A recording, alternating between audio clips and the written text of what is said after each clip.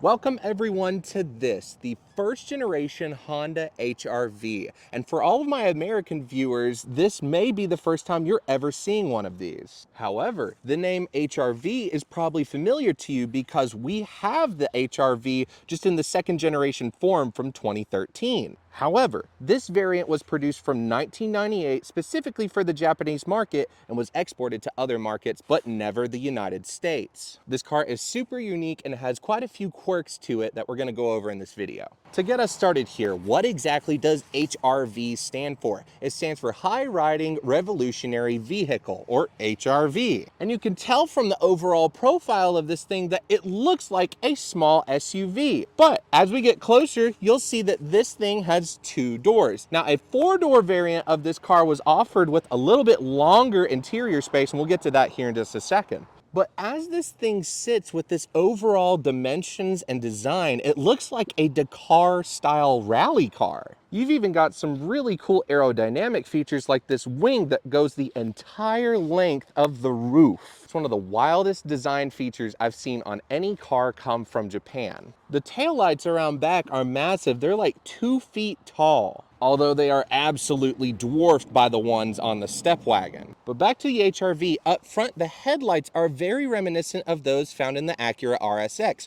and these aren't the only things design-wise that look like the RSX. Let's take a look at the interior here and see if you spot anything right off the bat. Notice anything that looks like the RSX? Well, that would be the steering wheel. This design right here is the first of Honda's modern design language that we started to see in the early 2000s. Now, of course, with this being a 98 model, this was the first one to have this style of steering wheel on it. Keeping with the unique design language, the gauge cluster is this double bubble pod. And again, everything you see here is more modern Honda switches that you would find in the early 2000s. And down below that is your radio. Of course, this is an aftermarket Sony unit from Japan, but this is where you would have your screen, and you could also get these with a double din / navigation. Over on the passenger side, you've got two glove box areas. Your top one here has additional storage with a nice handy tie down, and this is where you put all of your documents. Below that, in the lower glove box, is super deep. This is where you would put all of your larger books, reading material, road maps, and whatnot. Up top, the visors are also unique. They actually have a mirror on the passenger side. You don't get that over here on the driver's side, but you do get, in traditional fashion, a toll card holder or business card holder. And of course, per Japanese regulations, all of your text is going to be in Japanese on the visors. Behind this panel here in the driver's footwell that also doubles as a small storage pocket is one of your fuse boxes. You can actually see the layout of the fuses and their amperage right here on this handy little panel. Moving down here in the front seat area, you have a couple of cup holders that are actually fairly decent. These are going to be able to hold water bottles and Coke cans and fit them pretty nicely, but because there's no side area down here, you can't fit like a big gulp or any of those larger drinks in here. You've also got a 12-volt socket up front, but apart from that and your air conditioning controls and the radio, you don't really have much else in this area. But my enthusiasts are going to be excited to see this right here. Yes, a true 5-speed manual transmission. Now, although a CVT was offered, you could get this with the manual, and this one has a bonus trick to it. It's also 4-wheel drive. But below the shifter, you've got your fog light switch, your e-brake, and that's really about it apart from this storage area here, and then your backseat passengers have a little bit bigger cup holder for them as well. Now let's talk about the doors and the seats. Look at all of this blue stitching with contrast gray in it, and that goes well with the gray panels in all of the interior. Down below that on the doors, you have door nets that are pretty deep, can hold like your phone. And then the seats have this gorgeous white and blue contrast pattern all the way throughout them. This is something that was exclusive to the HR-Vs. Not only did this thing come with power mirrors, they also are power folding mirrors too. Up top here, you have a super wide sunroof that's also pretty narrow, and it tilts. Rounding everything off, you have a courtesy light up here, and that basically covers everything in the front seat area. But now let's go ahead and move to the back. Now, because this thing is a 2-door model, you do have to get in through the front seat area. You just pull on this lever and the whole seat folds up and slides forward. Let's go ahead and climb in the back here. Now I'm 6'2", it's actually not bad to get back here. And then the seat goes into position. Now, of course, it's in its upmost position, so you don't really have much legroom up there. But if you're riding around and need some extra legroom here, the back seat's not a bad place to be. However, if you are a tall person driving in this car and you have the seat in your driving position, there's not a whole lot of legroom. Like, I'll try to fit my leg here for reference. It's not really going to work out too good. I suppose the backseat area in this two-door model would be better suited for kids than it would be adults. But the seats themselves are super comfortable, and you do have seat belts back here, enough for 5 people in total, 3 across, and then the 2 up front. Along with that one cup holder here, you also have 2 on this side that are pretty decently sized, and again, can fit water bottles and cans. And once again, Honda being Honda, that's really all you're gonna get back here in the back seat. But let's go ahead and get out and go to the back. Okay, so here we are now in the very back, and one thing that I didn't mention while I was in the back here is this partial shelf that sits flat normally, and then once this lifts up, it actually tilts up a little bit out of the way so that you can load in all of your larger objects back here in the back. I've got one thing back here, and it's this plastic piece, and that's actually a sunroof cover that goes over here. Overall, there's quite a bit of storage back here. I would actually compare this area to one of the newer Honda CR-Vs. It's about the same room dimensionally. Back here's where you'll find your pair of rear speakers. Down in the floor, you've also got this small storage area for storing some of your smaller objects to keep them from rolling around. And the load floor lifts up, revealing the spare tire area with all of your tools. Additionally, one of my favorite things are these, which you can flip out, lower the floor back down, and you've got areas for tie downs. Honda included fitted storage nets in a lot of cars. This one was an option on this car. But there's one last party trick, and that would be if we pull up on these, the back seats fold down into the floor, revealing a super long load floor. It's about 5.5 feet deep. This partial shelf can also be removed super easily in the event that you need to load something large like a Christmas tree or something like that in this car. That makes this thing super versatile in the event that you need to haul a lot of stuff. But let's go ahead and close this thing up and go up front. This part's going to be really cool. Let's check out what's under the hood. We've got an engine that a lot of people here in North America may be familiar with. This is a single cam D16 engine,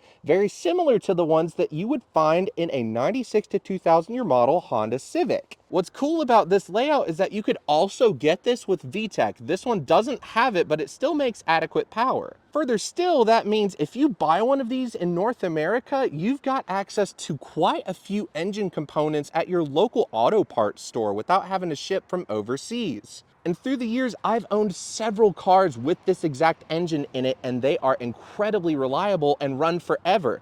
That means this thing also gets pretty decent gas mileage too, upwards of around 30 miles per gallon as you see it here. Not bad for an SUV, especially considering this one has 4-wheel drive. Also, one more thing that I just want to point out, if you guys haven't seen it already, this engine bay is absolutely immaculate. The guys over in Japan that have these things and own them throughout the years really do tend to take really good care of them. And that's the thing I love about these imports, is that you can almost certainly guarantee that any of these cars are going to be top notch if they're well maintained. I'll give you a great example. Here on the inside of the door, you've actually got your timing belt sticker on here as well. Shows you the kilometers it was performed at. So to recap here, the first generation HR-V is going to be a single cam, 4-wheel drive in this case, 2-door in this case, manual in this case, SUV type thing. But let's get inside and see how this thing drives out on the open road. Alrighty, well, here we go, driving the Honda HR-V first generation. Going through the gears here, this thing is so smooth getting it out on the road.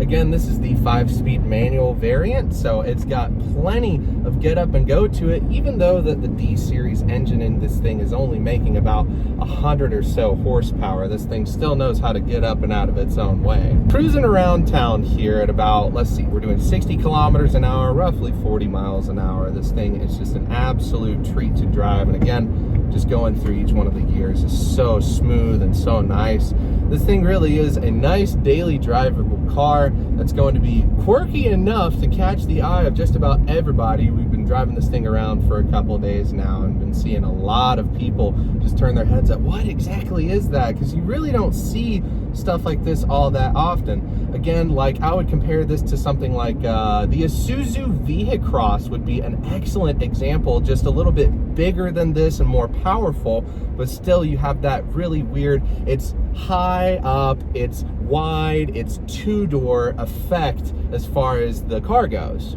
As far as acceleration goes, 0 to 60 on one of these things is somewhere in the 10-second range. Again, not very fast, but definite room for improvement with the given platform. D-Series engines can be, of course, turbocharged and tuned well within an inch of their own life. So really, really great platform to start with on one of these if you're looking to modify a car. Going back to the whole parts availability thing with this car, this thing really is nice to have in the event that you do need to purchase parts for. The parts store should have roughly everything you're going to need as far as internals wise on this engine. You might even find hoses, radiator, things like that that match up.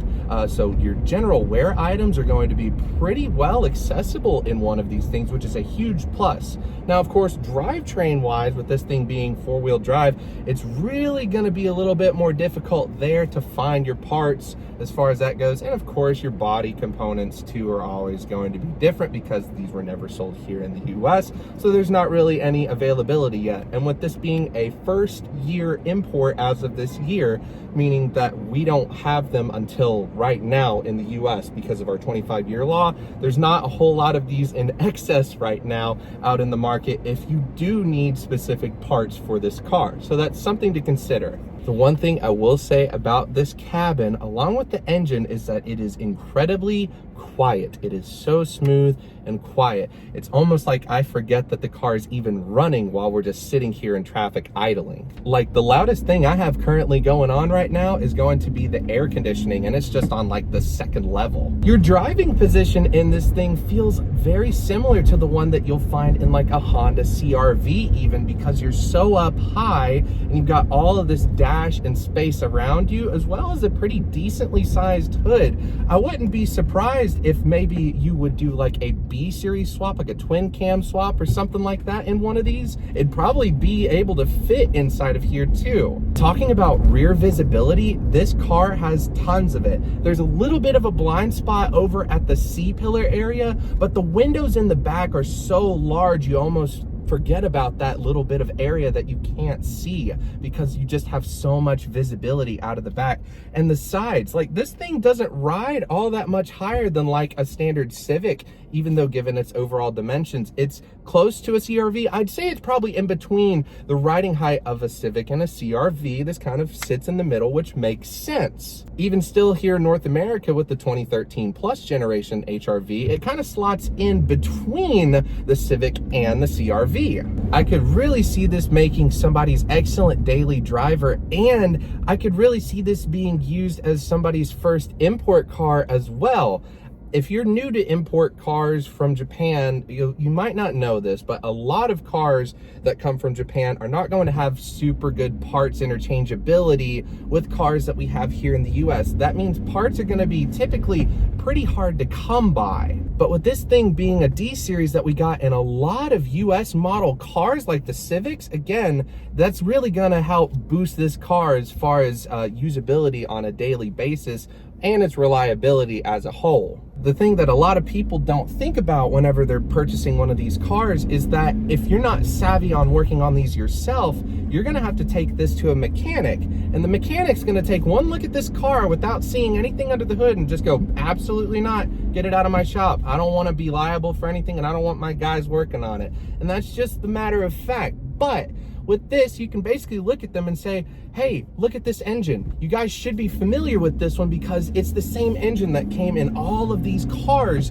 back in the 90s. And then they'll be like, hey, you're absolutely right. And we might be able to work around this for you. And I think that's the beauty of some of these cars. You just need to look where to go and know where to find these cars to be able to get a really good deal on one of these things. This one's actually going to be for sale through my friends over at Moses and Womack. I appreciate them letting me take this car out for review. It's so much fun. I really want this one for myself, but unfortunately, I'm gonna have to pass on this one today. It is an immaculate example. And I would have to say, if you're looking at buying this, I think it's going to go up for sale literally like the day before this video goes up. So it might still be for sale. If you guys are interested and catch this video on the early side of things, they might be able to get you taken care of on this one pretty quickly. So guys, that's basically gonna wrap up this video. That's everything you're gonna need to know on this really unique car. Now, I like this car a whole lot more than I do the ones that we got in 2013 and up, of course, because they're just so unique. Of course, the two-door nature of this one and the fact it's got this 5-speed right here, it's all just amazing to have in this thing, and it makes it a truly unique driving experience as a whole. I hope you guys learned something today. If you did, let me know down in the comments, and if you enjoyed watching the video, please be sure to give me a subscribe. I'd really appreciate it, and in the meantime, we'll take care and see you in the next video. Later.